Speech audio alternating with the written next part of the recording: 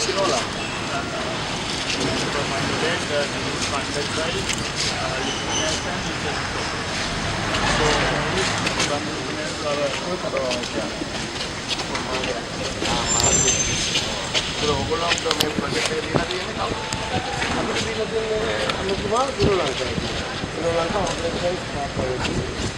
Lanka Hotels and Spa Private Limited. Private Limited program.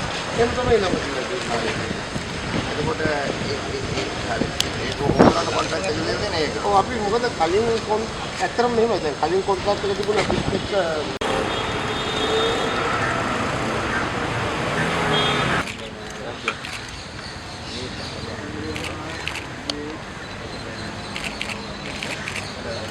අපි මේකේ වෙන්නේ අධ්‍යක්ෂ ජෙනරාල් ගණේෂ් ආර් ධර්මවර්ධන මහත්මයා හම්බ වෙලා අපේ ලිපිගොනුව එතුමාට බාර දුන්නා.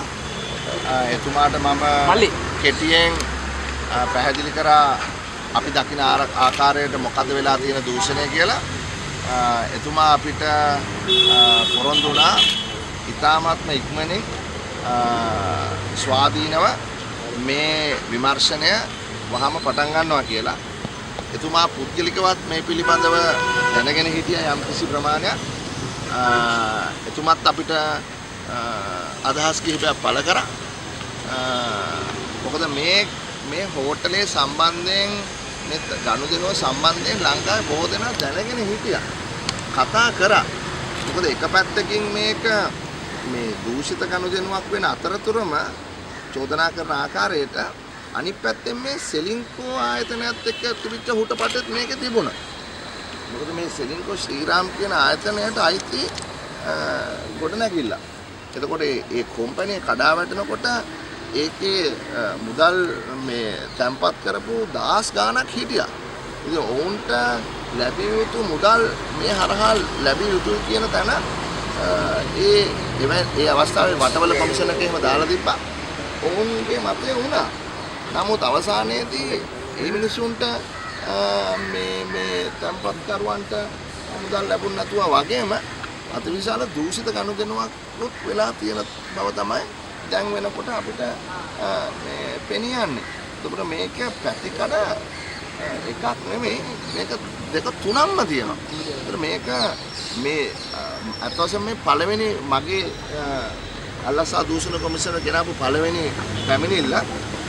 මොකද මම පැමිණිල්ල ගේන්න කලින් සියලු තොරතුරු හොයලා බලලා කොමිසමට ලේසි වෙන විදියට ඒ තොරතුරු අරගෙන තමයි ආවේ. එතකොට ඕන් ගාව මේ අවශ්‍ය තොරතුරු මං ගිහිල්ලා හොයාගෙන තමයි ආවේ. මොවුන්ගේ වැඩ කටයුතු ලේසි වෙනවා. දැන් එතනදි තව ලස්සන වැඩක් වුණා. එතුමා මට ලියුමක් බාර දුන්නා. මුදල් අමාත්‍යාංශයේ ලේකම්ට බාර දීපු ලියුමක කොපියක්. එතුමා මට කිව්වා ගරු අගමැතිතුමත් එක්ක හැකි ඉක්මනින් සාකච්ඡාවක් ලබා දෙන්න කියලා. මම අගමැතිතුමාගේ නියෝජ්‍ය ඇමතිතුමා හැටියට ප්‍රතිපත්ති හා ආර්ථික කටයුතු මම ඔහුට කිව්වා වහම අපි කරන්නම් කියලා. මොකද මේ විමර්ශනය කරන්න නිලධාරීන් නැති ප්‍රශ්නයක් තියෙනවා. කම්පියුටර් නැති ප්‍රශ්නයක් තියෙනවා. ඔවුන්ට කම්පියුටර් 78ක් අවශ්‍යයි කියලා. ඉතින් අද කාලේ මේ විමර්ශන කරන්න කම්පියුටර් ඕනේ, ඉන්ටර්නෙට් පහසුකම් ඕනේ. ඒතකොට කම්පියුටර් 78ක් මදි නම් අල්ලස් විමර්ශන කොමිසමේ කොහොමද විමර්ශන කරන්නේ?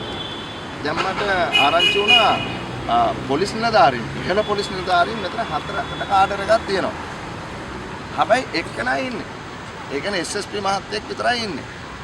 තව SP මහත්තයෙකුයි ASP මහත්තුරු දෙන්නෙක්ට මෙතන කාඩර් තියෙනවා, වේකන්සි තියෙනවා. නමුත් ඒවා පිරවිලා නැහැ. එතකොට අපි දැන් මට ඇඟිච්ච විදියට එක පැත්තකින් නිලධාරීන් නැහැ.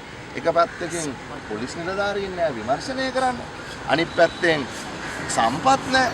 අනිත් පැත්තෙන් කම්පියුටර් නැහැ. එතුමාගේ වාහන නැහැ. ඉතින් වාහන නැත්තම් නිලධාරීන් නැත්තම් පොලිස් නිලධාරීන් නැත්තම් සම්පත් නැත්තම් කොහොමද මේ විමර්ශන කරගෙන යන්නේ? ඉතින් මම අගමැතිතුමාට වහාම මේ පිළිබඳව අදම දැනුම් දෙන්න බලාපොරොත්තු වෙනවා. වහාම අපි මේ අලසා විමර්ශන කොමිෂන් සභාව සක්‍රිය කරන්න අවශ්‍ය මුදල් වෙන් කරන්න. මොකද දූෂණය නවත්තන්න දූෂණය හොයන්න හොරු අල්ලන්න මේ සම්පත් ලබා දෙන්න ඕන. ඒ කියන්නේ මෙච්චර කාල ගිය ආණ්ඩුවෙන් මේ කරලා තියෙන දේ තමයි බොරුවට බෝඩ් එකක් ගහගෙන මෙතන තියෙනවා අල්ලස් විමර්ශන කොමිසම කියලා. හැබැයි බෝඩ් එක ඇතුළට ආයතනයට ගියාම තමයි දන්නේ මේකේ මදේ හිස්. මේ මදේ හිස්. මදයක් නැහැ.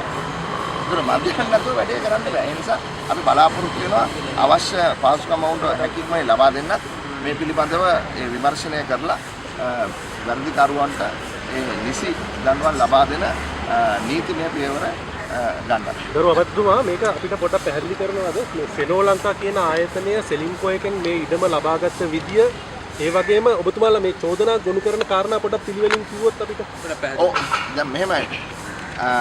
මේ කොම්පැනි මේ බිල්ඩිම දැන් අපි දැක්කනේ බිල්ඩිම දැන් තට්ටු 15ක බිල්ඩිමක් හදලා තිබිලා තියෙනවා ශ්‍රීරාම් කියන කොම්පැනිය. එතකොට මේ ශ්‍රීරාම් සෙලින්කෝ කොම්පැනි කඩා වැටෙනකොට මේ කොම්පැනියේ මේ වත්කම් මේ ඇසට් එක ඔවුන්ගෙන් අහිමි වුණා. අහිමි වෙලා දැන් එතෙන්දී අර වටවල කොමිසම පත් කරා අනිකුත් ආයතන පත් කරා පුද්ගලව පත් කරා මේකට මොකද්ද කරන්න කියලා. මොකද අහිංසක දාස් ගණන් තැන්පත්කරුවන්ගේ මුදල් තමයි මෙතන තිබුණේ. එතකොට ඔවුන්ට ඩොලර් මිලියන 60ක එහෙම නැත්නම් රුපියල් බිලියන මේ 7මාරක හරි රුපියල් මිලියන 7500ක විතර ප්‍රමාණයක කෝටි 750ක විතර ප්‍රමාණයක ලන්සුවක් ඉදිරිපත් වුණා. එතකොට ඔවුන් නිර්දේශ කරේ මේ තියෙන කෝටි 750 මෙතන තියෙනවා අපිට මේ කෝටි 750 අරගෙන මේ තැන්පත් කරුවන්ට දෙන්න හැකියාවක් තියෙනවා කියලා. නමුත් වෙලා තියෙන්නේ ඔවුන්ට ලබා දීලා තියෙන්නේ මිලියන 357යි. හරි. මිලියන 7500ෙන් මිලියන 357යි. ඒක කොහොමද මේක වුනේ? ඒක ඇයි මේ කාටද මේ කම්පැනි සිනෝ ලංකා කියන කම්පැනිය ඔවුන් දීපු ලන්සුව කීයද? හරි. ඔවුන් කවුරු හරි මිලියන 7500ක ලන්සුවක් දීලා තියෙනකොට අර අඩු ගානකට කොහොමද ලබා දුන්නේ? ඒතර ඊළඟ තියෙන ප්‍රශ්නේ තමයි කාගේද මේ සිනෝ ලංකා කියන කම්පැනි? ඒතර ඒකේ මේ අයිතිකාරයෝ කවුද? ඒකේ අධ්‍යක්ෂක මණ්ඩලය කවුද? ඒක කොහෙද රෙජිස්ටර් කරලා දෙන්නේ? දැන් අපි හොයාගෙන යනකොට දැන් අපි අතන්දී අර කම්පැනියේදී අර බිල්ඩිනේදී අහනකොට ඒකේ මාගායකේ වැඩ කරන පුද්ගලයා කිව්වා ඒ කම්පැනියේ තියෙන ලිට්‍රෝ ගෑස් එක ඇතුලේ කියලා. ඒක ලිට්‍රෝ ගෑස් එක මොකද්ද මේකේ කරන්නේ? ලිට්‍රෝ ගෑස් එකේ සල්ලි කොච්චර මේකට දාලා දෙනවා? අනිත් එක තමයි මේක මහ ලොකුවට පෙන්නවා මේ රාජපක්ෂ පවුලේ පුද්ගලයා ඇවිල්ලා මේ වැඩ පටන් ගන්නවා. එතෙන්දී මේක රූපවාහිනී වල පෙන්නවා පත්තරවල දැම්මා. එතෙන්දී අපි දැන් අපිට හොයාගත්ත දේ තමයි ඒ ඇග්‍රීමන්ට් එක මේ විවිධම අත්සන් කරන අවස්ථාවේදී මේ ආයතනයේ වටිනාකම රුපියල් 40යි. එහෙමත් නැත්නම් රුපියල් 50යි. ඒක රුපියල් 50ක ආයතනයකට කොහොමද මෙච්චර මහ විශාල තට්ටු 47ක හෝටලයක් හදන්න කොට නැගිල්ලක් ලබා දුන්නා.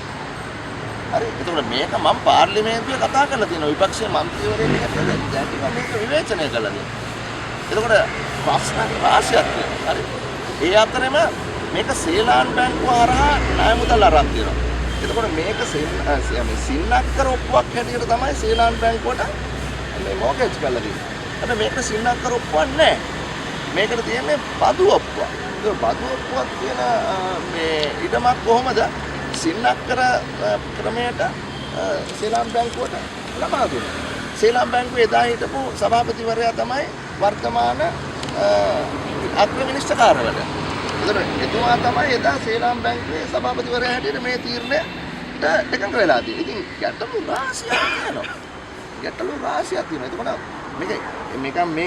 මේ කොමිස් එකක් ගැහුවා වාගේට වඩා මේ සංකීර්ණ මේ හොරකමක් කියලා තමයි අපි දකින්නේ. ඉතින් මේ සංකීර්ණ හොරකම ලිහලා ගැට ටික ලිහලා හොයා ගන්න ටික දවසක් යයි.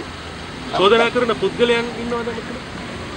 දැන් මෙතන මම ඍජුවම නම් කරන්න අපිට හැකියාවක් නැහැ. නමුත් ඒ අධ්‍යක්ෂකවරුන්ට හැරියට ඉන්නේ ගාමිණී සෙන්රත් කියන පුද්ගලයා ඉන්නවා, කුඩා බාලකේ කියන පුද්ගලයා ඉන්නවා, මොහාන් අල්විස් කියන පුද්ගලයා ඉන්නවා. තවත් අපි අහලා නැති පුද්ගලයෝ 4-5 දෙනෙක් ඉන්නවා. දැන් මෙතන තියෙන ගැටලුවක් තමයි හරි මොවුන් අධ්‍යක්ෂකවරු අත්ත වශයෙන්ම කාගේ මුදල්ද මේ කාගේ කවුද අයිතිකාරයෝ හරි රජයට කොච්චර අයිතියක් තියනවද අනිත් කට්ටියගේ මේ ඕනර්ෂිප් ස්ට්‍රක්චර් එක මොකක්ද ගැටලු ගොඩක් තියෙනවා.